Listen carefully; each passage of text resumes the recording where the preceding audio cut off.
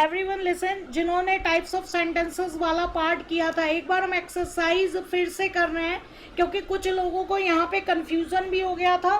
Fast speed में इसको फिर से कर रहे हैं, ठीक है? तो काइंडली इस पे फिर से फोकस करो।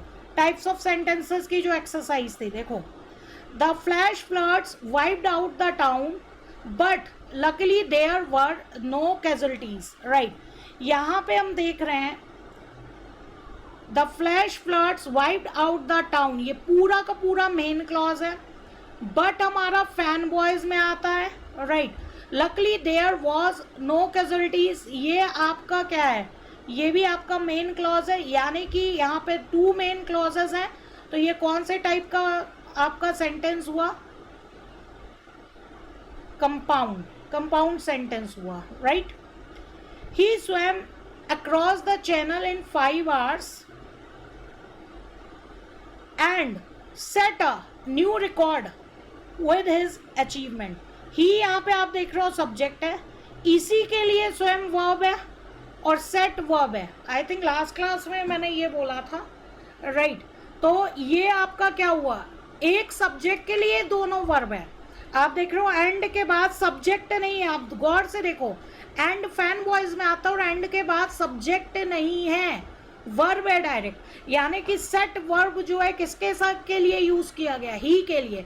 तो यहाँ कंपाउंड वर्ब है, एक सब्जेक्ट है और कंपाउंड वर्ब है, तो इसलिए यहाँ पे सिंपल सेंटेंस है, यहाँ पे सिंपल सेंटेंस है, राइट? सी वाला देखो, if you can not do this job, if क्या है आपका? Subordinating conjunction. If you can not do this job, ये आपका सबऑर्डिनेट क्लॉज हो गया। I will ask someone else to do it for me, ये आपका मेन क्लॉज हो गया, ये आपका मेन क्लॉज हो गया। तो 1 मेन क्लॉज और 1 सबऑर्डिनेट क्लॉज है, इट मीन्स ये आपका कौन सा सेंटेंस है? ये आपका कॉम्प्लेक्स है, right? He said that, he said आपका मेन क्लॉज है, दैट आपका सबऑर्डिनेट कंजंक्शन है, जिसके कारण ही वॉज सो अनवेल, ये आपका क्या हो गया? ये आपका सबऑर्डिनेट क्लॉज हो गया, आपका सबऑर्डिनेट क्लॉज हो गया। फिर से दैट लग गया, फिर से यहाँ ही सब्जेक्ट है और फिर कुड आपका वर्ब है। तो यहाँ पे 2 सबऑर्डिनेट क्लॉज हैं एक मेन क्लॉज के साथ, यानी कि ये भी क्या है? कॉम्प्लेक्स है, राइट? ई वाला देखो, a man who serves his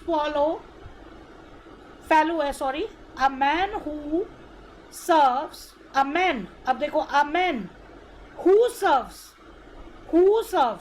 who आपका सब्जेक्ट बन गया, सर्व आपका वर्ब बन गया। तो ये बीच में आपका क्या आ गया? Who serves his fellow human beings personally, ये आपका हो गया सबऑर्डिनेट क्लॉज, स्मॉल ब्रैकेट वाला सबऑर्डिनेट क्लॉज है। A man is more virtuous than a man, right? Is more virtuous than a man, right? तो यहाँ पे इज मोर वर्टिस, ये आपका क्या हो गया? मेन क्लॉज हो गया, राइट? तो यहाँ पे मेन क्लॉज है, than a man who only donates, फिर आपका हु है, फिर आपका यहाँ पे सबऑर्डिनेट क्लॉज आ गया, who only donates money for noble cause. तो ये भी आपका क्या है? ये भी आपका क्या बन गया? कॉम्प्लेक्स सेंटेंस बन गया। ये भी आपका क्या हो गया? एक कॉम्प्लेक्स सेंटेंस बन गया, ठीक है? अब नेक्स्ट आओ, F, the soldiers were asked to carry out the orders which their commander had given them. The soldiers were asked to carry out the orders, ये main clause है, which आपका subordinate conjunction है, which their commander had given them. तो ये भी आपका क्या है? कॉम्प्लेक्स है, ये भी आपका क्या है? कॉम्प्लेक्स है, राइट? खुशी का क्वेश्चन आ रहा है, मैम डी कंपाउंड कॉम्प्लेक्स नहीं होगा? नहीं, डी कंपाउंड कॉम्प्लेक्स नहीं होगा डियर। कंपाउंड कॉम्प्लेक्स तब होता है जब 2 मेन क्लॉज आता है। यहाँ पे ही सेड केवल एक ही मेन क्लॉज है, 2 सबऑर्डिनेट क्लॉज हैं, 2 सबऑर्डिनेट क्लॉजेज हैं खुशी डी में और 1 मेन क्लॉज है, राइट। तो एक मेन क्लॉज कॉम्प्लेक्स होगा, एक से ज्यादा मेन क्लॉजेस आते हैं सबऑर्डिनेट क्लॉज के साथ तो उसको हम कंपाउंड कॉम्प्लेक्स बोलते हैं। राइट। जी पे आ जाओ। It is a stitch in time, it is a stitch in time that saves 9। Right. It is a stitch in time, ये आपका क्या हो गया, मेन क्लॉज हो गया। दैट फिर सब्जेक्ट का काम कर रहा है और सेव्स आपका वर्ब का काम कर रहा है, ये आपका सबऑर्डिनेट। राइट। तो it is the stitch in time that saves 9, यहाँ पे एक मेन क्लॉज है और एक डिपेंडेंट क्लॉज है, इट मीन्स ये आपका क्या हुआ, ये भी आपका कॉम्प्लेक्स होगा।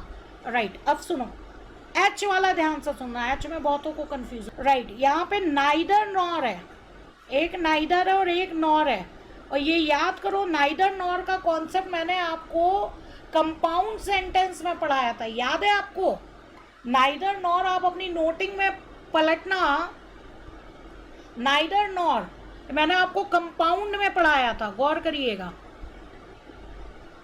जब हम सेंटेंस में जाएंगे तो मैंने आपको कंपाउंड सेंटेंस में, ये देखिए यहाँ पे देखिएगा, कोरिलेटिव कंजंक्शंस पढ़ाया था, कोरिलेटिव कंजंक्शंस पढ़ाया था। हेडिंग देखिए किसमें पढ़ाया था, कंपाउंड सेंटेंस में। इक्वल वेटेज आपका देते हैं, इक्वल वेटेज। राइट। तो यहाँ पे जो नाइदर नॉर आ रहा है, यहाँ पे क्योंकि नाइदर नॉर आया है, नाइदर नॉर आया है, तो ये एच वाला आपका कंपाउंड सेंटेंस है, एच वाला आपका कंपाउंड सेंटेंस। कुणाल बस ओवर हो रही है, प्लीज इसको जरा करेक्ट कर लो जल्दी जल्दी। मैं इसको शायद कॉम्प्लेक्स बोल दिया था, ये कंपाउंड होगा क्योंकि नाइदर और नॉर आपका कंजंक्टिव वर्ब है। राइट। प्लीज इसको जरा करेक्ट कर लो, 2 करेक्शन थे, बाकी सब सही था, जी और एच में करेक्शन थे। Right. I, he will come when it suits him, he will come, main clause हो गया, when लगने के कारण ये डिपेंडेंट क्लॉज हो गया, आपका क्या है, कॉम्प्लेक्स है। और last one, Anil not only did his own work but also help others complete theirs, ये भी आपका क्या है, ये भी आपका कंपाउंड में आएगा, ये भी किस में आएगा, कंपाउंड में आएगा, क्योंकि यहाँ पे भी आपका कोरिलेटिव कंजंक्शन है। राइट। नॉट ओनली और बट भी आपका कोरिलेटिव कंजंक्शन है। ठीक है, आई होप इतना आपने कर लिया होगा। इसके अलावा कोई डाउट होता है तो प्लीज़ आप व्हाट्सएप ग्रुप पे पूछ सकते हैं। Thank you.